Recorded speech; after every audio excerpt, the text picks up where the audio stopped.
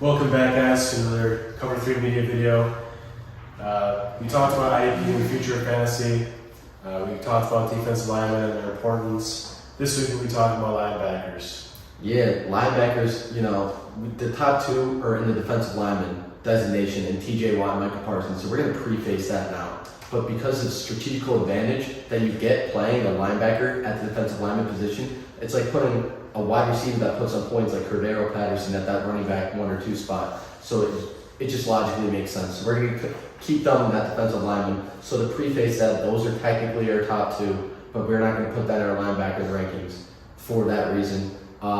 They get the most tackles, pretty much similar to getting receptions in PPR league. Like we said, a tackle, solo tackle is 1.5, assisted is 0.75. So they average out to about 1.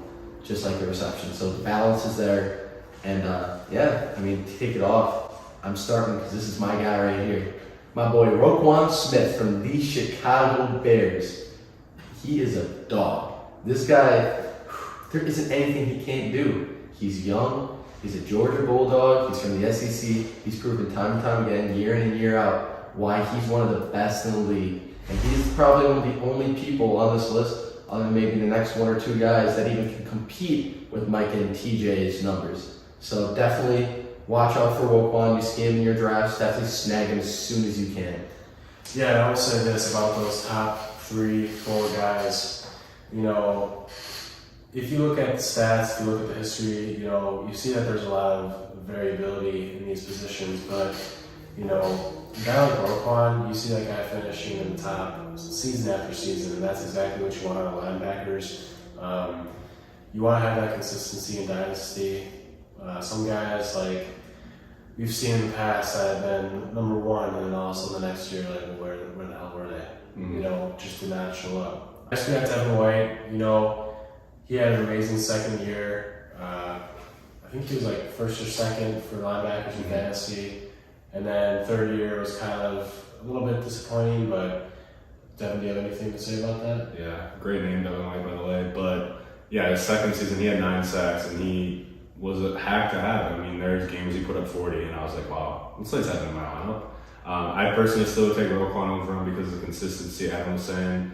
Devin Lloyd, though, I love having him, and he's so young still that I'm not really concerned about a little offseason because sacks just with linebackers just sometimes come every year. They kind of depend on the scheme of the defense, but I mean, these top 3, 4 guys, I'd say the top 3 guys, you really can't go wrong with any of them at all. Right, yeah, for sure.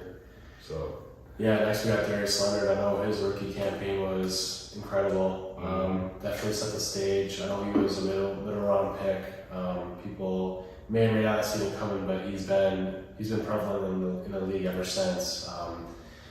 So definitely one of those consistent options to get. He's a little bit older, so you're gonna have to deal with that. But he's still at a suitable age where he's going to be doing the numbers for a good 3 years minimum. In a dynasty league, personally at least, I think there's a diminishing return effect.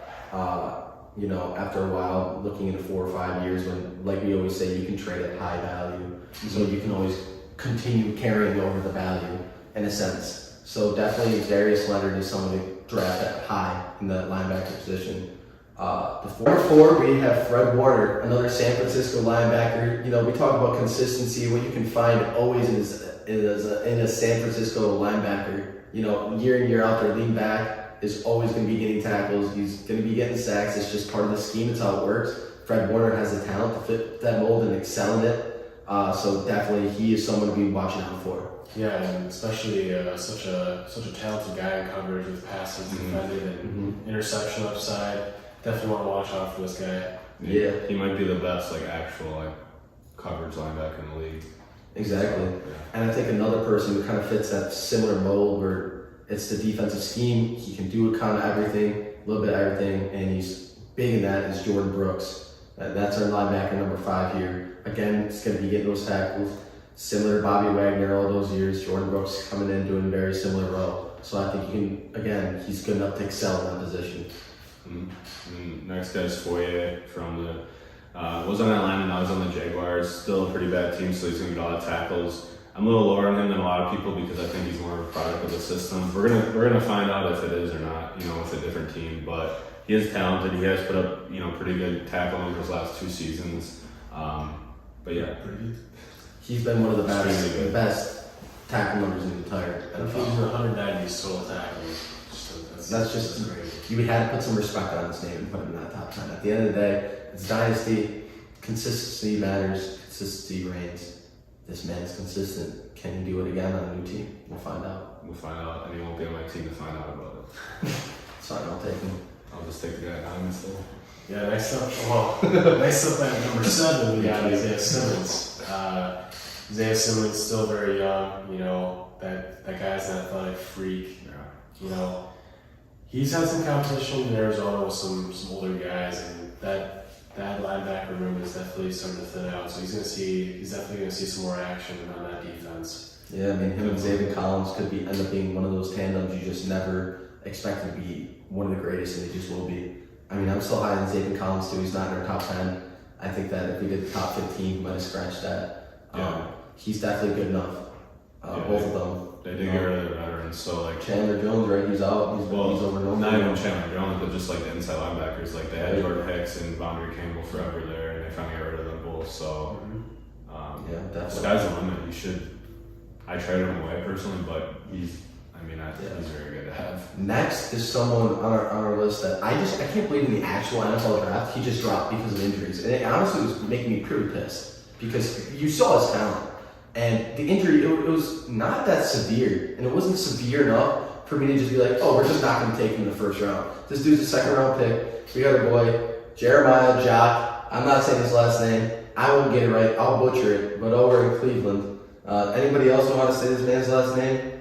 Osamu Kuro? Yeah, exactly. Like, we can't say it. We know him. We've watched him. It doesn't matter. We call him Jock. You know why? Because he's got the strength. Yeah, this guy, watching him play, this guy's fast for a linebacker. I remember seeing him sack. I don't remember what game it was, but he just flew in there like it was like a speeding bullet.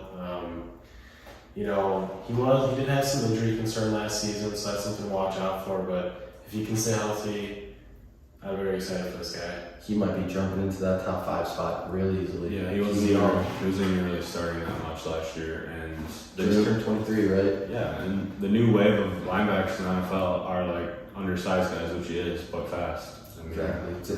He's strong. At the end of the day, it's all about center of gravity, and he's big. He still weighs a lot. He's strong and he's fast. That impact when he hits someone is going to hurt 10 times more. And I'm not going to lie, I wouldn't be surprised if he broke some bones eventually. So, yeah. I think that all 3 of us are really excited to talk about this next person. Yeah, I think Devin should cover this one considering, but Yeah, so the next guy we got at 9 is Devin Lloyd. So I was shitting on Foye a little bit. I still like Foye, don't get me wrong. He has had insane numbers. But I love Devin Lloyd a little more because of age-wise.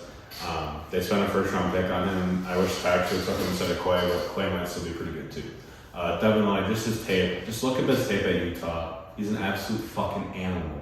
I want him on my team. I think he's going to put up insane numbers. It's pretty risky just putting a rookie there at 9 and not seeing any production yet, but I do expect the Jaguars to be down a lot and a lot of opportunities for them to get tackles. And I think his talent is just insane. And another guy, he could outpace Jordan Brooks next year because Jordan Brooks might not have as many tackles. We don't know. We don't know if he's going to be producing the same numbers back there. Devin Lloyd he reminds me a lot of someone that we all loved last year as well. Michael Parsons. Yeah. And we saw that he's in a tier of his own now. I don't know if he'll be used completely the same way. It's a little bit different scheme. So I don't know if he'll be getting that defensive lineman tag, but if he does, I'm excited. let's just put it this way. This guy's number 9 ranking skyrockets to number 3 in the defensive lineman spot without any production in my mind. And with production, he's the youngest out of all of them, and he looks mean. Like, I want him on my side on the fight, that's for sure. It does look pretty sick with him winning the 0 in college. I wish they could have NFL, but They can. I think I don't know if they can. I don't know for sure. Christian might be right, but if he can, Jacksonville can you let him wear 0? Yeah. Coming up the linebacker top 10, we got Patrick Queen, where he did have very good rookie numbers, and I was pissed the Packers passed on him. But there are some concerns. He didn't put up as good of numbers, and PFF did rank him as a pretty bad coverage linebacker. So his job could be in jeopardy is the problem. But he's a risky guy at 10, but his upside, it's worth taking a risk on. I traded for him in a Dynasty League because he kind of was just a thrown in the trade. I'm like, I will take a chance that this young guy will figure it out. So we'll see what happens with him, but he's definitely, a guy you take a chance on as, your second starting linebacker for sure. Yeah, definitely. So that's our top 10 wide receivers of the defense, of IDP, the linebackers. Be sure to like, subscribe, comment, ask us questions. We'll be watching. And watch out for our top 150 video. We'll be doing the D-backs video very, very soon, releasing that as well. So stay tuned and Cover 3 Media. We're out.